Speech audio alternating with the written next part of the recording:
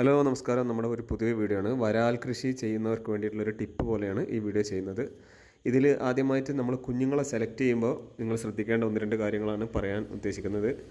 നിങ്ങൾ കുഞ്ഞുങ്ങളെ സെലക്ട് ചെയ്യുമ്പോൾ നിങ്ങളുടെ അടുത്തുള്ള അല്ലെങ്കിൽ നിങ്ങൾക്ക് എത്താവുന്ന രീതിയിലുള്ള നല്ലൊരു ഫാമിൽ പോയിട്ട് കുഞ്ഞുങ്ങൾ തീറ്റ എടുത്ത് തുടങ്ങിയിട്ടുള്ള നല്ല കുഞ്ഞുങ്ങളെ നോക്കി മാത്രം എടുക്കുക.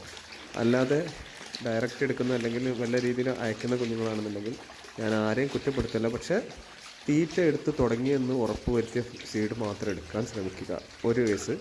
രണ്ടാമത്തെ കേസ്, പരമാവധി യൂണിഫോം സൈസ്. എന്തായാലും മീനുകൾ നിങ്ങൾക്ക് ഒരേ വലിപ്പത്തിൽ നിന്നും ഒരിക്കലും ഒരു ഫാമർക്കും തരാൻ പറ്റില്ല, പക്ഷേ എങ്കിലും ഗ്രേഡ് ചെയ്ത് നന്നായിട്ട് യൂണിഫോം സൈസിൽ ഡെലിവറി കൊടുക്കുന്ന രീതിയിലുള്ള ഫാമുകൾ ഒരുപാടുണ്ട്.